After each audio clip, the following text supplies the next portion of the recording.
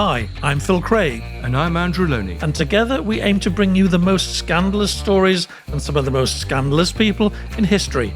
So thanks for joining us here on the Scandalmongers podcast. Well, I seem to be in the news this week. Again? Second week running, Andrew. Right. Yes, all around documents and the need for more openness and transparency about documents. And I think a rather sinister development, which I discovered through subject access requests. These are requests you can get for your personal data, which shows that they might be listening, Andrew. Shh. Have you checked I know. the pile of books? I'm sure I saw someone with a trilby. And a coat like there are this. Microphones everywhere. Well, I know. Well, I mean, that's one more lot of listeners for us for the podcast. I'm sure they're listening to the podcast. So they'll be getting pleasure. We are rushing so far ahead. We need to go really slowly because basically this is the week of, here we go, Lowney-gate, #Lowney-gate, where Andrew has discovered he's being spied upon, which is an incredible development and really quite sinister. But I wanted to take people back to maybe one of the reasons this is happening to you. We've got a bit of time. A lot of people won't have heard the very first episode. Obviously, you're doing other work on Prince Andrew, for example, but I think this all started really when you started digging into Lord Mountbatten. Do you want to give us a very quick sort of upsum of what you found, what you weren't able to get, what your suspicions are, how you got yourself at war with the establishment? Yeah, well, this goes back 5 years. I began researching a biography of Dickie and Edwina Mountbatten in 2016. The book actually came out in 2019. And I found several things. This, of course, Mountbatten had been the last Viceroy of India. He was closely related to the royal family. He'd been the Chief of the Defence Staff. But I think the big disclosure was to discover some FBI files with interviews going back to the 1940s with people upset about his appointment as Supreme Allied Commander in Southeast Asia, because they said not only was he bisexual, but he was also a paedophile. And this was supported by my research. I interviewed 2 boys who were abused by him in 1977 when they were 16. And actually, since then, a 3rd boy has come forward and is suing the government in Belfast, a man called Arthur Smith. And indeed, my 2 characters are also suing the Irish government, Northern Ireland government. But what I discovered was, having asked for more of these files, having quoted the numbers, the FBI told me that they'd been destroyed. Now, it seemed odd to have files from the 1940s, some retained and some not. And I was told when I asked when they'd been destroyed, I was told after you asked for them. And this suggests to me that under Section 27 of the Freedom of Information Act, anything that affects relations with another country can be exempt. I mean, normally it means that they're not released, but it's clear that the British government asked for these files to be destroyed. They didn't know they existed. I then had further problems. So, for example, I had confirmation that the car logs going into Classieborne, Mountbatten's home in the west of Scotland, west of Ireland, where he abused these boys, existed. This was the security detail that kept details of who was coming, and this would reveal who people were who were coming, and I think would have revealed that one of the cars might have belonged to a man called William McGrath, who was part of a paedophile ring. But they refused to release these car logs from 1977 on the grounds that they related to the murder, which was 2 years later, which seems an odd thing. This is when Mountbatten was killed by the IRA. Yeah, exactly. And then I asked for all the files on Mountbatten's murder. They're all even though it's 40 years ago, still closed. And one has to ask why they closed. And they said because the investigation is still ongoing. Now, 2 people were charged. One person was convicted, went to prison, and was released under the Good Friday Agreement many years ago. So I think it's very hard to argue that this is an ongoing investigation. So time and time again, when one gets these sort of excuses put up to prevent us really getting to what really happened. And it does raise questions about Mountbatten's murder. One of the things that came out of my book was that his security was reduced in 1979, even though there was an enhanced threat. The previous year, there had been an attempt to put a bomb on his small sailing boat.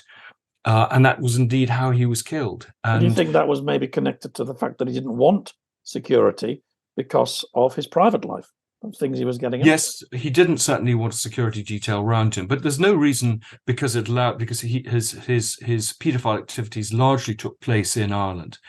But I think protecting his boat wouldn't have affected his own his personal security. So that is a very odd decision.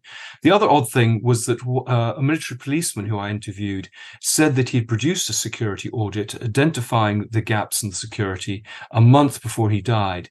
And this report was ignored and he was posted to Hong Kong immediately. So it seemed to me that people were almost opening the door or letting this happen. And one has to ask, why was that? So I think there's still a Also, lot then of big you got questions. dragged into you instigated a lot of expensive legal action, which cost you a great deal of money, which got you some documents, but not everything you wanted. And that was really the next big stage of this, wasn't it? Yes, it was. I mean, the personal diaries and letters of Mountbatten and his wife had been bought with public monies for about £5 million.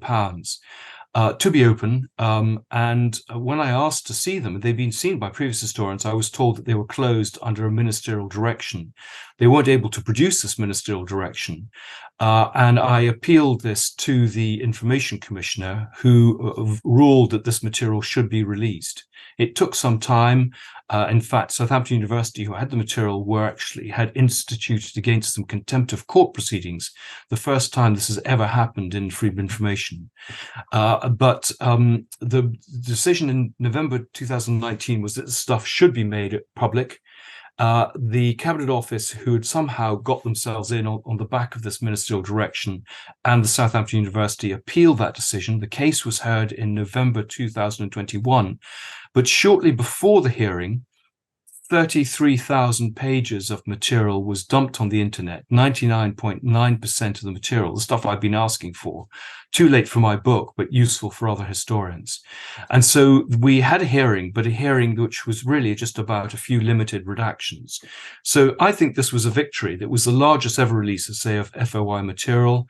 They'd released this stuff, which they'd kept closed for a decade, which if it had been bought by an American university would have been opened to researchers in 2011. But I think this is where my problems began. And the monitoring of me has gone back to this court case, my attempts to raise money to fight it, because this appeal was brought And why against has me. this come out this week, Andrew? Because I've known you for ages. We've never talked about this before. I opened the newspaper about 6 days ago, and you're all over it, saying you're being spied upon. So what did you discover? Well, I have known about this for a while, these subject access requests. I didn't really do anything about them. And it was only talking to the Index on Censorship, who asked me to do a piece on the case, that I mentioned this. And so I wrote a piece for them. The piece came out of the internet last week and has generated a lot of interest. And that is where I mentioned this monitoring of me as a historian, which goes way beyond my research. It goes back to court cases that I've had, employment tribunals, applications for public appointments in other government departments, which have been shared with the Cabinet Office, the crowdfunding, a whole series of things which have nothing to do with my professional life. And, the only inference you can draw from this is that they're trying to collect material that could be used to smear me, possibly to be used in the court case. But I've had another subject access request came yesterday for the period up to June this year, and they're still monitoring me. They claim to have so much material, 650 hours worth of work to try and recover this, that I've had to put in just limited applications for 6-month periods. This is remarkable. This is, and again, I tease you a lot about you being a bit of a toff, which you are, yeah. and being a member of the establishment, which you were. Yep. But again, a lot of people probably don't know. You've run to be a Tory MP, I think, once. Yep. You've been a member of the party. Perhaps you still are. No, you're a great believer in the monarchy. You Yep. are not a natural rebel, and yet it seems that all the way to the Cabinet Office, people are looking at you as some kind of dangerous force in our society that needs to be monitored. I mean, I don't. Well, I'm very flattered. Exactly. But I think that I'm not the only one. I suspect if other people put in subject access requests, they'd find the same sort of monitoring. Um, but I think, this was just dirty tricks with the legal case, because they didn't like it. They were shown up to have lied. I mean, one of the other things that comes out of these disclosures is the lying to Parliament by the Cabinet Office, lying to MPs in parliamentary questions, and even lying to the Cabinet Secretary about the case.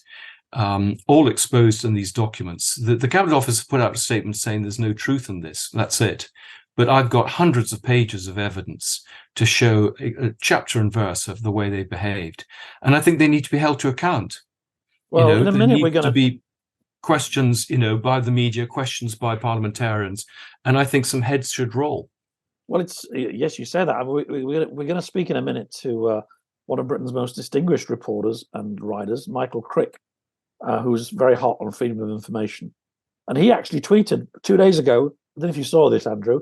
He says, the Commons Public Administration Committee should investigate what Lowney is saying. They should summon the top civil servant, Alex Chisholm, and give him the bollocking of his life. Yeah, well, good old Michael. I absolutely agree. I don't have a great deal of faith in MPs to really put the boot in. I'm sort of relying on the press to do that.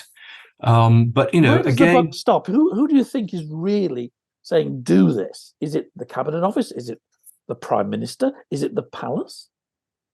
Well, I think it's a mixture. I mean, this has been driven by the Cabinet Office and presumably the Knowledge and Management Department there, which sounds very Orwellian, who deal with FOI requests. But, the people at the top, people like Alex Chisholm, who's the Permanent Secretary, people like Simon Case, who's the Cabinet Secretary, should be getting a grip on this and saying this is not the sort of society we want to live in. I mean, I've long argued that we live in a banana republic just in the way we deal with our records. But I mean, this is going, back into 1984 in a very Orwellian sort of picture of Britain. Rishi Sunak came to power saying that he would bring integrity and decency into public life. And here's a very good example of someone, as you say, who poses no threat to society, being monitored. And this is only the material that I'm being given. There's a lot of material which I've questioned, which I'm not being shown. And time again, I'm getting, for example, FOI requests, which are being administratively, they said, by mistake, we administratively shut these down. So it's only by me pressing time and time again to get this material that it's been produced. And these are statutory obligations to produce this material under FOI. So I think it's really shocking. The government, the only way we're going to trust our governments is if they behave with integrity and openness. And I'm afraid this one is not. Well, having said that, having listened to you saying all that, I have to say I wish you had become an MP, because we need that's exactly what we need to hear. Yeah, well, I know. I think it's very sad that public historians and members of Parliament have not risen to this. I've written a lot of articles. I've gone public. I've just done a radio interview now. And I sort of feel I'm whistling in the wind. No one seems to care about this issue, but it goes to the heart of the relationship of the electorate and the governing elites. Gosh, well, before we go to Michael, I completely forgotten to do my favourite part of the entire show, which is going through the reviews and charts and letting people know and thanking people for listening and watching. And I think actually somewhere here on my screen, I've got some cool new comments. Do you want to hear them? Oh, I always love our comments. I love hearing from our listeners. Rebecca Day thought the last programme was fascinating. That was on the Mitfords, which I had a fantastic conversation with Laura. Very different kind of story to the one we're doing today, but really interesting. Spoken Insight. I'm not quite sure who that is. Favorite podcast so far. Christina Ralph has joined us and followed us. She said, brilliant podcast. Keep going. Great discussions. And we've broken into new territory, Andrew. We're now on charts in, would you believe, Holland, Finland, and Norway. I mean, we're not topping the charts, but we're in there. There's always next week, yes. People are listening to us or watching us in these places. Goedenacht or Goedentag, or is that? I'm not sure my Dutch is really very good. But if you're listening in Holland, you're very welcome, and please keep listening. And we really like the suggestions that we made. The Mitford was a suggestion from a listener, and that proved to be really, really interesting, different from the stuff we've been doing, but still really new insight into history. Yeah, I love these book programs because I get to read cool new books and learn stuff. But and you meet some really fascinating people. I mean, Laura, I just love her take on the world generally, actually, but especially on the Mitfords. All right, well, maybe we should return from self-congratulatory mode to righteous fury mode about I can do that very Lowney-gate. easily. Here it is again, Lowney-gate, hashtag. And should we see what Michael has to say? Yes, it's always very interesting. Let's do it. Michael, good morning. Good morning. Good morning. Well, thank you for joining us in our little world of scandals. And I think we have to say, welcome to Lowney-gate. Well, I was astonished to read about it, and I'm glad to see it's had some decent coverage this morning in The Guardian. And I've been encouraging broadcasters to get onto it. It's a fabulous story, yeah. Well, it's part of a sort of wider thing. I mean, you've been dealing with these issues for 40 years, really. And I think that's why we were so keen to have you on. Well, not really. I mean, I have not in a way that you have. I mean, you have the commitment you've put into getting hold of the Mountbatten papers is, I mean, the financial commitment Well, way beyond anything I've known of any other journalist. I mean, okay, well, there may be journalists. journalists. Hopefully, this podcast will be successful. Yes, well, I've got some really good news for you. We've sold 5 books at our bookshop, so that's £4.50 coming to you. Sadly, that I bought 2 of them. So right, I'm not sure if the economics of that work out, but they're still going through Amazon. But I mean, you've got a big campaign at the moment, Michael, to find out who the sort of future the candidates are for the political parties. That's very interesting because I mean, you say that the selection process is very secretive in the States as the primaries, but here it's all done behind the scenes. I mean, that is very useful. Yeah, it's become. I mean, I've been doing it now for what, about sort of 12, 13, 14 months. And it's become my hobby, my obsession. It takes up about half my day, and I make no money from it apart from the occasional article. And I've always been fascinated in the whole process of selection for parliamentary candidates. And of course, you yourself, Andrew, were a candidate once, weren't you, in Monklands? 30 or 40 years ago? 40 years ago. Oh, no, 30 years ago. 1992. No, sorry, I'm making you older than you are. Sorry, I should have. And I was a very young John Smith, weren't you? You were against John Smith? No, he was next door, a guy called Tom Clark. Oh, yes, Tom Clark, yes, former development minister. Anyway, and I did think of standing for Parliament myself once. And I've always found the whole process fascinating. I mean, every selection, there's some story behind the scenes. There's often a fix or a fiddle, slightly more in the Labour Party, I think, than in the Conservatives, but there's a fair number of fixes and fiddles there as well. Accidents, people applying at the last minute or, making a great speech. And often when MPs go for these things, the one they expect to get, they don't get. And then often a few days later, they suddenly get one they don't expect to get. It is the turning point, I think, in any political career. It's the moment you become, I think, a professional politician in a way, if you're chosen for a winnable seat. Sorry to interrupt, Michael. Can I drag us back a little bit to where we started? This MP stuff is fascinating, of course, but I mean, you're such a great student of power in this country and how it works and the Constitution. And I mean, do you think what's happening to Andrew, and maybe also a few other straws in the wind, means we're getting a little bit more authoritarian in our country, a little bit less open to people like Andrew and other journalists, people like yourself, just trying to find stuff out? Well, I think, Andrew's case is shocking. I'm keen to hear more about it. But I think there's always been these streaks in this country. I mean, I myself have never done much of this sort of, up at the coalface dealing with the Official Secrets Act and all of that myself. I mean, most of my time as a television reporter, I was just doing day-to-day news stories, and you haven't got time to put in applications under freedom of information and so on. I mean, I did do that, but not in a huge way. And at least we have freedom of information now.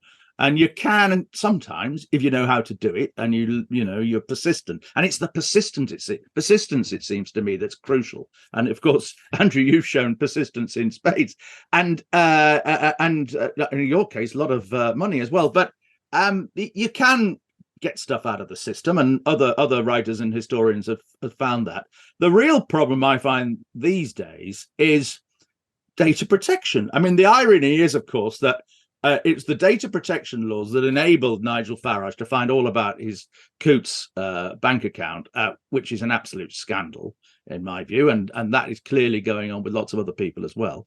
But at the same time, data protection is used as a reason to deny journalists and historians and anybody else information that you would have easily got hold of 25 years ago. I mean, I remember, I've been writing books now for 40 years, and exactly 40 years, actually. And the whole of writing of a book is a totally different operation to or researching a book is totally different operation to what it was 40 years ago. And partly because of computers and the internet age and so on. But I mean, I remember when I wrote a book about Jeffrey Archer in the early 90s, and there was a lot of controversy about Archer, about whether he'd gone to Oxford or not, Oxford University. And so I rang up the press office at Oxford, and a very helpful woman came on the phone. And I said, look, I need to establish this. Was he a student at Oxford or was he not?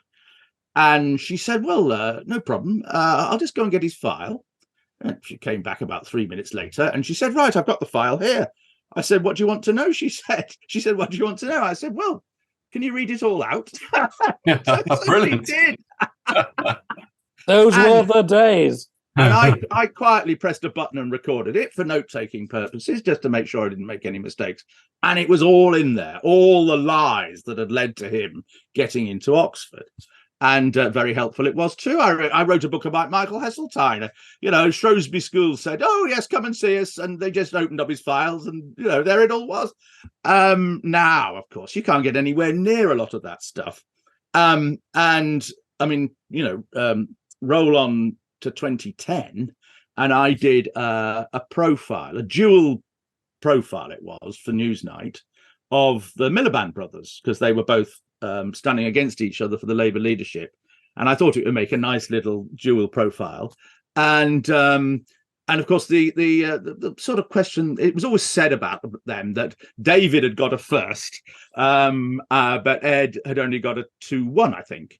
And I thought, well, I better check that. So I ring up Oxford University, and they said, oh no, we can't tell you that. So it's private information, data protection, and all that. And I said, look, these guys, the Miliband brothers, want me, an ordinary voter, and everybody else, they want us to employ them as their prime minister. That's why they're running for Labour leader. We've a right to know this. Oh, no, not under the data protection laws. Because they used to be published. They used to be published in the Exactly. newspapers. And indeed, I remember as soon as I got my degree, which was a slightly surprising result, I immediately went out and bought a copy of the University Gazette. So I had it on the Show it to your mum. Exactly. And they used to be in all the newspapers, as you say, and not just, and the Times, most of August was spent printing degree results from universities all over the country, who presumably had to pay for the service. And local papers used to publish your O levels and your A levels. And indeed, I found out quite a lot about Archer through that. But anyway, you can't get the people's degree results from universities anymore, even though we're paying on that. We're still we're sort of paying for them to get degrees. It's a lot more complicated these days, of course. Anyway, so I got in touch with the Freedom of Information Data Protection Registrar, who that guy was Chris Thingamajig. He was the guy at the BBC, had been the guy at the BBC for whom I had to negotiate my pay, and he later became a Lib Dem candidate in Chippenham, I think it was. Anyway, I got onto him personally, and he said, yeah, this is an outrage. I'm going to issue an edict or something, a ruling that degree results for public figures are should be given out, and that sort of resolved it. But then what I forgot to do, when I left the BBC, I forgot to keep a copy of this, and I had to ring him years later, and he'd left the the job, and he couldn't remember it, and so that ruling, I don't know whether it's still there, but it is an illustration of how much harder a lot of research is when it comes to these kind of supposed privacy issues. And I think that we've got to have an understanding in this country that privacy shouldn't apply to people who are asking us as voters to employ them. And that's why I think, that comes back to the candidate's point, that this process is incredibly secretive. Well, particularly in the worst, actually, ironically, are those great believers in freedom of information and transparency, the Liberal Democrats. They have a rule that if you try and become a candidate for the Liberal Democrats, you are not allowed to say publicly who your opponents were or what the vote was. Now, the Labour Party, it all leaks out one way or another. The Conservative Party are very secretive. And yet these elections, as one of you said, are the equivalent of American primary elections. And in effect, if you are chosen as the Conservative candidate for West Suffolk, as Nick Timothy was, I think it was on Sunday, the former Theresa May advisor, you are the MP for West Suffolk for as long as you want to be, really. And, he'll be there for another 20, 30 years if he wants to be, and if boundaries don't change. And so effectively, the few hundred people that gather for a meeting like that, and it's, the figures are a lot smaller than they used to be, are electing the local member of parliament for a very long time. And therefore, that process ought to be open.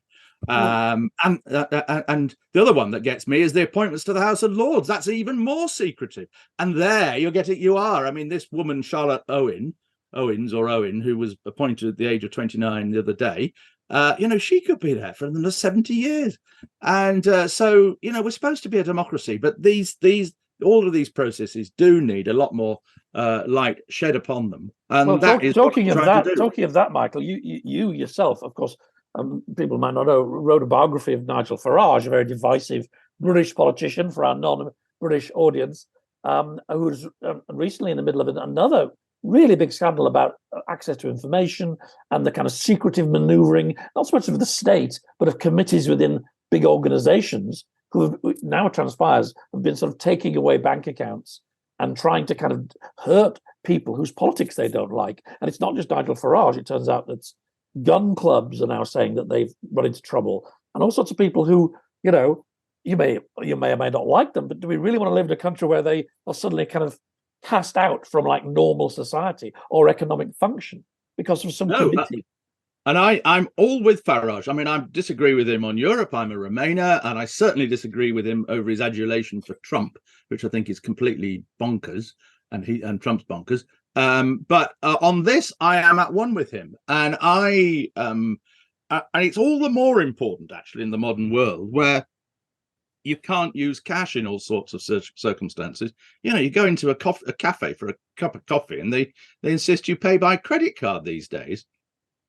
And a lot of people already can't get bank accounts or credit card accounts. Well, if other people are going to be deprived of them because of decisions by people like Coutts and NatWest, then it has very, very serious civil liberties implications. And actually, the scandal isn't just that Coutts and NatWest. I'm not going to use that horrid word. They tried to end his bank account. Well, they did end his bank account, but that he then couldn't get. He tried another 9 banks, and none of them would have him either. Now it seems to be resolving itself at the moment, and it looks like Coutts have relented. And goodness me, the whole episode will be a model for crisis management courses and public relations courses, and a model of how not to handle a story. And the irony is, if you read the report that Nigel Farage got from them under his subject access request, there's actually a paragraph in there where he says, I've got the one version of it there. They actually say that if we end his bank account, he will no doubt make a great issue of this and use his platforms to publicize it. Well, by golly, he did in a way that neither of them could have expected. And the cover-up is always just crass stupidity. What? Sorry? Well, the cover-up is always worse. So why did this? You say it's crass stupidity. Why did they do this? And do you think that actually more members of the board should go, having supported the managing director there? Well, it's a slightly. I mean, a slightly. Well, I think the members of the NatWest board. Yeah, I think they should be thinking, and the non-executive members particularly. I mean, what's the point of having non-executive members if they don't get a grip on the management? And what's astonishing about this story is how slow they were. I mean, it broke, more than a month ago, didn't it? The end of June, I think. And it took them ages to deal with it. And you could see all along the way what was going to happen. I mean, I think when you get to our kind of age, you do get a smell for stories and what's likely to happen next, and whether so-and-so's are wrong and so on. And you could see with this one the way it was going. My suspicion is, and this is sort of touches a little bit on your area, Andrew. My suspicion is, my big question is, given the were Coutts responding to a complaint from one of the very important customers, and it just seems to me that the way they treated Farage, and that comes out of these documents, was way over the top. And by the way, it was the research was dreadful. I mean, if they'd rung me as Farage's biographer and just said, well, what do you make of all this? I would have said, well, that allegation there is rubbish. Forget about that one. This one here is quite serious, But it was sort of schoolboy or schoolgirl standard of research. But I wonder whether somebody important, maybe even the king, whether somebody important, very important, complained to Coutts about Farage, and they felt, because of this person's importance. I mean, I'm not normally a great conspiracist, though when I read about your case, Andrew, it makes me more of a conspiracist. but I just wonder there. Do you think there's still this culture of deference? Do you think there's still this culture of deference that people will, put in that position, will just kowtow to people in? Well, I think there's a lot less deference in this country today, which is good. It's mostly good, but I think there are occasions, and when it comes to the royal family, there's still one of them where we all bow and scrape and cower and do meet their demands. And you see that, of course, over the. I mean, that was why the spider letters were so important, and that Charles used to write to government. Well, I don't know if he carried on writing them, but you remember that all blew up about 10 years ago. And indeed, I was sort of. I remember I was on Channel 4 News at the time, and the editor said, "Right, Michael, I want you to go. Charles is visiting Marks and Spencer's tomorrow in Oxford Street. I want you to doorstep him about these spider letters." And I thought, oh, God, right. And I was working on something else at the time, and I thought, what a waste of time, I thought. And I sort of resisted. And he said, "No, you've got to go and do it." And I thought, oh, right then. And so I went down there, and and it was the big Oxford Street branch, and I couldn't believe it. There was clearly there were people around, and clearly somebody was visiting. But there was no other press where we had it, nobody else had thought. I thought, crikey, and nobody tried to stop us. And so I doorstepped Charles as he came in, Prince Charles as he then was, of course, when he got out of his big car, and sidled up to him and said, they were pretty soft questions. Again, my deference. I didn't call him sir, at least I don't think I did. And his press secretary, what was her name? Christina something or other. She sidled up to me. She came up to me and sort of elbowed me aside, and she lifted. I had a microphone with a furry top, and she lifted the furry top off the microphone, looked at it as if it was a turd, and sort of threw it on the ground. And I'd known that it would. I said to the cameraman, "I think something might happen here. Keep the shot as wide as you can," and which he did. And so it's all there. and then you never answered any of my questions, of course. And it was just you were doing it just to show that he had questions to answer. And I then there was then a big debate within ITN because, as you know, Channel 4 News is made by ITN, which also provides news programs to ITV and Channel 5. And there's always been a strong royalist streak to ITN's coverage in over the years. And there was a big debate in ITN about what they were going to do with this material. So I started tweeting about it. I said, "Oh, I've just had this amazing incident on, we'll be putting it up online a bit later." And then I went back to Westminster, and various journalist colleagues said, "Well, where's the stuff with you and Charles? It's still not applied. It's still not gone up there yet." And I said, "No, I've noticed that too. Why don't you, ask a few questions online?" which sort of forced my lot at Channel 4 News to put it up. And but there was a big row in ITN because the ITV people said, "Oh, this will ruin our relations with the palace. We'll never get access to Charles or anybody ever again." And the editor of Channel 4 News said, "Well, we don't have any relations with the palace, so we don't care," and went ahead and just did it anyway. But sorry, I've rambled far from the path.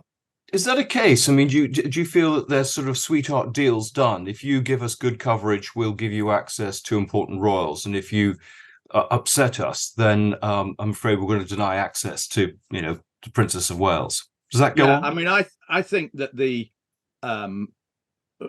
I've never done many royal stories personally because it doesn't interest me that much, apart from the odd occasion. And indeed, there was one surprising occasion when I did get access, and I'll come back to that in a moment. But the rules that the royal family impose on coverage, and and what you're allowed to do if you're a broadcaster. And the fact, for instance, that the film, what was it, 68, 69 film Royal Family is no longer shown, is it? Exactly. And the coronation, I mean, that's limited what you can show, and yet people could have their cameras out and record it anyway. Yeah, and there is, and indeed that was why the whole thing about what's his name, the Diana interview and Martin Bashir and so on was done, had to sort of bypass that kind of. And there was a woman inside the BBC who used to base, Phil will know probably more about this than I do, but the woman inside the BBC, wasn't there, in our day, whose basic job was to liaise with the palace, and really she was working more for the palace than she was for the BBC, so far as I could gather. Oh, well, you talk about deference. Yeah, I mentioned this in an earlier episode of our show. Yeah. I made a big biography for ITV about Diana when I worked at Brook Lapping, which, as you know, had and still has a reputation for doing very serious, fair-minded reporting. And we were doing it on behalf of ITV. Now, in making the show, we wanted to interview Jonathan Dimbleby and asking some pretty pointed questions about his role in getting certain stories out about Diana that were not particularly nice. He was, at that time, ITV's main political interviewer. Can you imagine how hard that was? Plus, as you say, there were people at ITV who were on the phone to the palace and getting calls directly about our show. And we were, I can't say too much, but we were under quite a lot of pressure to kind of pull our punches.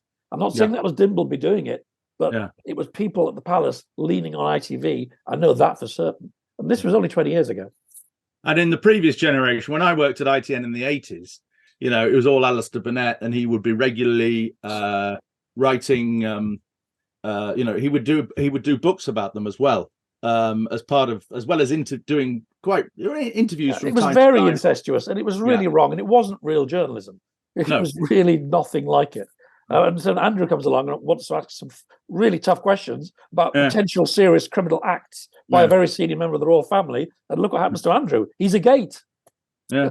The one royal story I did do, which I'm sort of quite proud of, although it wasn't really my work, is my friend Gordon Marsden, who later became a Labour MP, but he was editor of History Today magazine for about 12 years.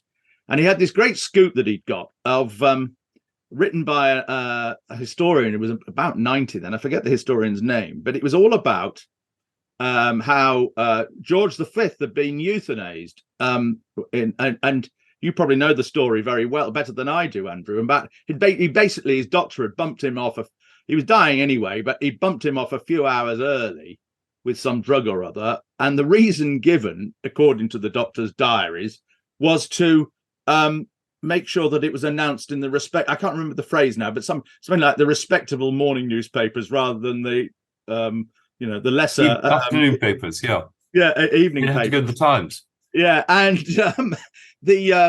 and I thought, this is, Gordon let me have a preview of this, and I thought, this is amazing. But I thought, well, I can't really, and the historian didn't actually have the copies of the diaries. So I had to apply to I don't know, wherever, Windsor, the Royal Archives, I think. Yeah, yes, they were in the possession of the family. Reed's diaries, I think they were. Yeah, and I was amazed that they said, yes, you can come along and look at them, but you can't photograph them or film them. And I went along to Windsor Castle and did so, and there it was. I don't think we would have done the story without actually seeing the hard evidence. And it was a, you've got a splash of the Telegraph splash the next morning, and it's rumbled along ever since. But so they're not always, maybe they felt that by then, which was sort of 1986, maybe they felt that 50 years on, that was a sort of secret that could be let out. A good person to talk about this, who've actually seen it from both sides, is Stuart Purvis, who would have been involved at ITN in the 1980s in a lot of that royal coverage. I mean, he made his name on doing the royal wedding and things like that in 81. And now, of course, he's done a rival. You've done rival books, exactly, right, haven't you, on Burgess, and all sorts of other things like that. And he's like me. He's sort of later in life enjoying himself doing a bit of this and a bit of that, and a book here and a bit of research there. And he will have seen the still extraordinary secrecy of the whole thing, but also the extraordinary deference that journalists, even to this day, I think, show towards all things royal. Well, there's one other area which we've talked about. Sorry, Andrew. There's one other area which you've talked about, which I want to get to. We've only got about 9 or 10 minutes left. You've talked about, in the context of this banking scandal, a thing called, I think it's your phrase, illiberal liberalism. And if we're talking in this show now about the difficulty of getting to the truth, I think you might want to apply that to our own profession. We talked about COVID last week with Matt Ridley, and it's quite clear that a lot of journalists and a lot of media organizations didn't want to pursue a certain story because it was seen to be favorable to Trump. Whatever you think of Trump, maybe journalists should pursue the story come what may. And perhaps that's maybe been true of other things. The Biden story, that is the Hunter Biden's laptop. And I think there was a hot mic incident. And if you saw it in Australia, they recorded a bunch of Australian journalists from the top of the ABC, where I used to work, public broadcaster, basically saying that they now rather regret not going into this story, and that the reason that they didn't go into it was they thought that it was favorable to Donald Trump. And I think, do you think that's a factor in our world? I think it's a very big factor in our world. And frankly, I had a big bust up at Channel 4 News in the teens over the way in which, I mean, we got obsessed. It was all my story to start with. It was all about election expenses, and in parliamentary elections, where you've got a spending limit. Each candidate's got a spending limit, and we started off by looking at how much the Conservatives had spent in the particular by-elections where they were threatened by UKIP, so Clacton and Rochester and so on. And then but it had all actually also originally stemmed actually from the Conservative spending in South Thanet, where Farage was trying to become the MP, and they put loads of money into that, way beyond the legal limits. And gradually we built up this picture that Cameron had been terrified about UKIP, and therefore basically said, throw the kitchen sink at it, we'll spend as much as we have to on these campaigns, we have to stop UKIP. And I said, well, you've got to remember, I've been doing these stories, these election expenses stories, for 30 years now. And in the old days, it was always Labour that overspent, and indeed the Liberal Democrats that overspent. It isn't a Conservative thing. And I said, there will be some Labour campaigns in this general election that we're looking at, 2015, which will have overspent, and we should be looking at those as well. And, some of my colleagues just didn't want to know. It didn't fit their narrative. And I just think, broadcasters have been negligent in all sorts of ways. The whole Brexit debate, I'm a Remainer, I'd vote Remain again if I could. But I just think we never covered, we never understood what was happening, because we were all, nearly everybody in the office was Remainers as well. We never went to the places where people were voting for Brexit. But more than that, we didn't want to be seen to be, giving Brexiters a voice. And indeed, there are broadcasters, colleagues of mine, friends of mine, who say, well, we're responsible for what happened. It was the BBC and ITV and Channel 4 News that made Farage. We shouldn't have given him all that publicity. And I say, no, this is absolutely wrong. Farage, you may not like him, you may not like his methods, but he represents a significant body of British opinion. And it would be totally wrong and undemocratic and against our rules, actually, not to reflect the fact that he was arguing for Brexit at a time when the three big parties, Labour, Conservatives and the Liberal Democrats, were, very, very close together on this issue and pro-remaining within the European Union. And I actually used to use UKIP. I go to a by-election, I'd seek out the UKIP candidate as well, because I knew that they had something different to say to compare with the other three. But there are those in broadcasting who felt that was wrong. You shouldn't be giving him a voice. Certainly shouldn't be giving him a voice on the immigration issue, they would argue. Again, I think we and in a way we fueled the feelings of those people who feel strongly about Brexit and immigration by not giving them a platform. They felt that this was all part of some liberal metropolitan conspiracy, and in a way there's a bit in what they said on that. And I regard myself as a metropolitan liberal, but I do think as broadcasters we had a duty to do think there's more groupthink. I do think there's more groupthink than when I than 20 odd years ago. I think there's more variety of views expressed in a production office or a newsroom, actually. Well, the in politics. Yeah, I mean it's true on other issues as well. If you discuss things like abortion or capital punishment, it's sort of amongst all the journalists in the broadcasting office, it's sort of assumed that everybody has liberal views on abortion and either wants to liberalize the current views or at least keep them, and that anybody who wants to restrict the abortion rules is extreme. And the same, you can't, it's very rare that you would have somebody saying, well, actually shouldn't we be making or exploring the case for capital punishment? There are certain in a broadcasting community, there are certain liberal assumptions that nobody really questions, and it's wrong. And I think we have a duty to explore all this. I mean, and I actually, I complained about what Channel 4 News was doing and how we'd become a crusade against Brexit and against the government, and it didn't do me any good in the end. And I'm now, now we've got these channels like GB News and Talk TV where specific right wing, they're predominantly right wing, very strongly right wing, and I think that Ofcom should close them down. Even though I appear on these channels, and they don't even pretend to have balance, do they? It's like the Fox News principle. They don't even pretend to have balance. What's interesting is they're the ones who ask me to appear to talk about some of the problems I've had. There's nothing from the liberal media. Yeah. Well, you're in the Guardian today, Andrew. Yes, I'm in the Guardian today. I can't actually think. I would have thought on this and on Mountbatten that I can't see how the liberal media would be.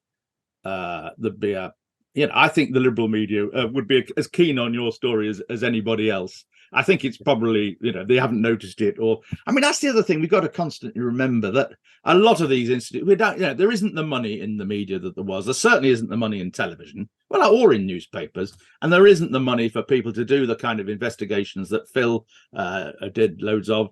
and and you'd spend months just doing one program, and you might even announce after a few weeks or a few months that actually the program isn't going to work. We can't, the story isn't there or whatever. People don't have that freedom these days. They're forced really just to go for the low-hanging fruit. We're sounding like a bunch of sour old hacks. We are, which I don't think we are. I'm really loving doing this podcasting thing, and we now really are out of time. But thank you so much, Michael. It's a joy to see you again. Enjoyed seeing you. Keep kicking against the pricks. Bye. Thanks so much. Yeah. Bye-bye. Good old Michael. Yeah, no, he's great. I think we could have gone on much longer. So many different areas that we could have explored. It's interesting the way the conversation went, though, because we started in our righteous anger about the problems that historians have, and you're having, and the slightly sinister turn to that story, and how hard it is to get to the truth. But the conversation kind of also went round in a bit of a circle to our own profession, how there are factors stopping people getting to the truth, or stopping people looking into certain stories based on political prejudice in our own industry, which I do think is as it came up last week with COVID, I think it is really a genuine concern. It is. I mean, there was a piece in the paper this morning by Andrew Neil, former editor of the Sunday Times, on just this. I think, as you say, there's groupthink. And we don't have enough mavericks. I mean, we want diversity, for example, in the media, and actually we have this very homogenous way of thinking, at least, if people come from different backgrounds. And I see it myself in publishing. I've always done books which go right across the political spectrum, which challenge the orthodoxy. But it's really hard to sell a lot of those books. People want to hear the stories they want to hear, and they have their prejudices confirmed. And even on Prince Andrew, there's a story I gave to the papers last week, which was very pro Prince Andrew, his time in Special Forces. They didn't want it because it didn't fit the narrative that they've created. And I mean, we've talked in the past about Diana, Lady Diana Spencer, whether, when she was in, they did good stories and then they decided that she was out. And this is slightly frightening. We should be reporting what actually happens rather than what we would like to happen. That's right. And you follow a story because it's in the public interest and because it's interesting, and you do it without fear or favour. And that's how I was taught my journalism at the BBC. Well, you're a good old school journalist. I mean, I think they're still there, but it's I think just getting harder. And maybe now with clickbait, I've heard terrible stories in publishing of literary editors being told to do certain books which are controversial rather than books which are important because they don't get the clickbait. And so, we're moving away from. Well, I think it's also more tribal. I mean, there were always left-wing papers and right-wing papers. I mean, that's not a new thing. But now, especially with social media, but also certain radio stations and TV stations really taking sides. GB News has come to Britain, a very conservative right-wing view of the world. In Australia, Fox News and the Australian and all of those Murdoch-owned entities traditionally been on the right, and people on the left have tended to dislike them and not listen to their stories. And this, I'm going to try and play you this clip. This is about COVID. It came out a few days ago. Australian journalist Sharry Markson, obviously not popular at the ABC where I used to work. These are ABC reporters talking about her reporting on COVID and what they then thought about looking back to 2020, how they should handle the story. Just take a listen and see if this is going to work.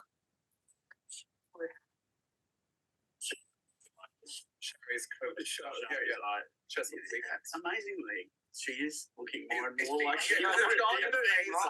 It's just annoying.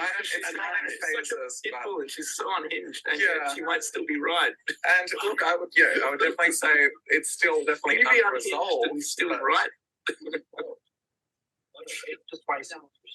It's looking. How does she know it wasn't a bat?